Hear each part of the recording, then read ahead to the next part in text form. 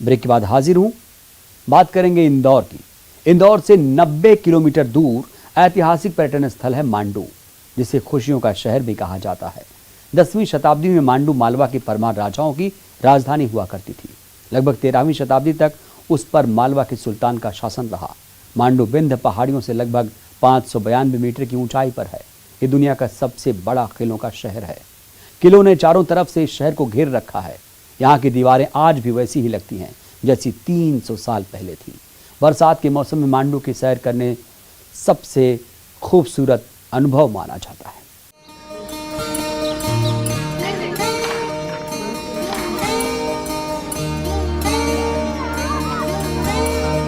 राजा बाज बहादुर और रानी रूपमती के प्रेम के लिए मशहूर धार का विश्व प्रसिद्ध पर्यटक स्थल है मांडू। मांडू को सिटी ऑफ जॉय भी कहा जाता है। यहाँ की रानी रूपमती का महल, जहाज महल, हिंडोला महल, जामी मस्जिद, अशरफी महल, इको पॉइंट, नीलकंठ महादेव मंदिर, राम मंदिर, जैन मंदिर सहित कई ऐसी जगह हैं जो पर्यटकों के आकर्षण का केंद्र रहती हैं। पहाड़ी पर बसा होने की वजह से यहाँ का नजारा बेहद शानदार है। मांडू की हरी भरी वादियां पर्यटकों को अपनी ओर खींच लेती हैं। दूर दूर से पर्यटक मांडू की सैर के लिए आते हैं। टूरिस्ट को मांडू से प्यार हो जाता है। सबसे खूबसूरत जगह मांडू है और हमारे गाइड ने आज रानी रूपमती का इतना सुंदर स्टोरी बताया कि गाइड का नाम नितिन जी है, तिलक अंकल, बहुत अच्छा बताया और we are in love with this place. Mandu में 40 से ज्यादा मॉन्यूमेंट्स हैं। मांडू फोर्ट देश का सबसे बड़ा फोर्ट माना जाता है। कहते हैं कि शाहजहां को ताजमहल की प्रेरणा मांडू से ही मिली थी। मांडू के ऐतिहासिक महल और इमारतों की अलग शान है। इन महलों इमारतों का इतिहास जान पर्यटक रोमांचित होते हैं। हमारे गाइड ने सभी दिखा दिया, जैसे कि हमने वो महल सभी देखा और यहाँ रूपमती महल स्पेशली यहाँ का स्टोरी बहुत खास है। ओवरऑल मांडू मध्य प्रदेश के टूरिज्म में सबसे पहले आता है। मांडू की खूबसूरती पर्यटकों को मंत्रमुग्ध कर देती है। पर्यटक चाहते हैं कि मांडू का और डेवलपमेंट हो और प्रमोशन हो, जिससे कि ज्यादा से ज्यादा टूरिस्ट मांडू आ सके। मांडू सिर्फ किला देखा, में भी प्रमोशन ज़्यादा होना चाहिए। टूरिस्ट का अकोमोडेशन अच्छा बनाना है और रिसोर्ट्स भी थोड़ा आ गया तो सिटी के लोग बहुत आएंगे, पैसा भी आएगा। और लोग आना चाहिए और जानकारी होना चाहिए। लेकिन यहाँ पर ज़्यादातर लोग इंदौर से एक दिन के लिए आके वापस चले जाते हैं। यहाँ के रहने के लिए व्यवस्था ज़्यादा हो, खाने के लिए व्यवस्था ज़्यादा हो तो लोग यहाँ पे ज़्यादा आकर रुकेंगे तो इसका जानकारी ज़्यादा पाएंगे तो वैसे ही और फेमस होगा। यूं तो पर्यटक साल भर मांडू की सैर के लिए ही आते हैं, लेकिन बरसात के मौसम में यहाँ का नजारा शानदार होता है। बरसात में हजारों पर्यटक यहाँ पहुँचते हैं। सिटी ऑफ जॉय की सैर पर्यटकों के लिए यादगार होती है। नवीन मेहर, न्यूज़ 18 धार। सतपुड़ा की पहाड़ियों और प्राकृतिक सौंदर्य के बीच है असीरगढ़। इस क्षेत्र में ताप्ती और नर्मदा नदी का संगम भी है। इस किले तक पहुंचने के लिए सबसे करीबी स्थान बुरहानपुर शहर है।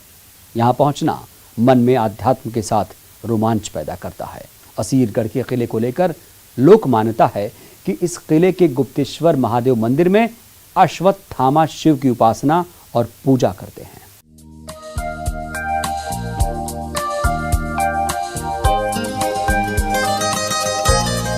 ऐतिहासिक शहर बुरहानपुर पर्यटकों के लिए एक बेहतरीन डेस्टिनेशन है।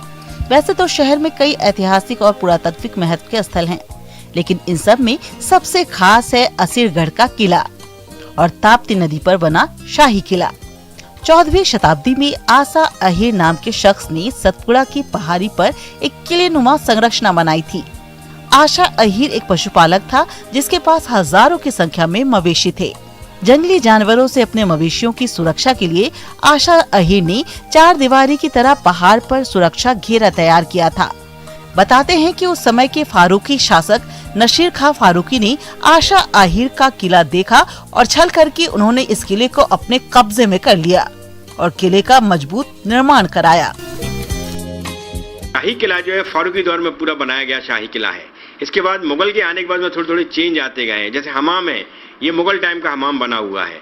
उसका जो परकोटा जो है, परकोटा ये एक्चुअली बहुत पुराना परकोटा था, लेकिन ये धीरे गिर गया होगा, खंडहर बन गया होगा, क्योंकि अभी भी यदि हम कहीं खुदाई करें तो पुराने परकोटे की थोड़ी सी दीवार हमको दिखती है।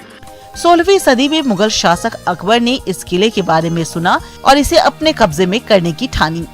अकबर को इस किले को फतह करने में 19 महीने लगे, लेकिन अकबर ने भी छल करके इस किले को फतह कर लिया। पर्यटक इस किले को देखने दूर दूर से आते हैं। ये जो हैदराबाद के जो नवाब थे, उन्होंने इस परकोटे को बाद में पूरा बनाया है। ये जो मराठा लोग इतने ज्यादा आक्रमण करते थे, उनकी सुरक्षा के लिए परकोटा बनाया गया है। अभी ये परकोटा बना है ये हैदराबाद के नवाब के दौर में, जब क्या है बुरहानपुर पे कुछ सालों तक हैदराबाद नवाब का आधिपत्य रहा, उस दौर में उन्होंने परकोटा बनाया। ताप्ती नदी के किनारे मुगल काल में शाही किले का निर्माण किया गया था। इस किले में दीवाने खास और दीवाने आम आज भी हैं। इस किले में शाही हमाम भी है। बताते हैं उस जमाने में इसमें ऑटोमेटिक गर्म और ठंडा पानी आता था। देखिए, असीर के किले का तो इतिहास में बहुत महत्व है।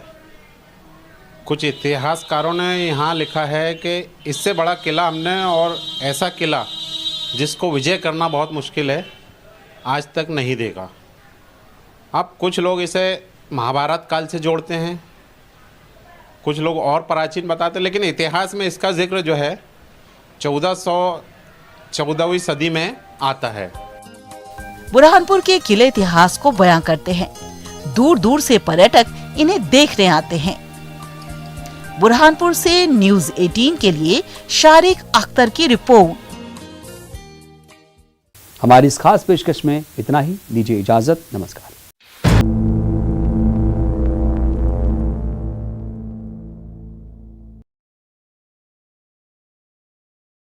दहशत 9 हाथियों के दल ने कंडराजा गांव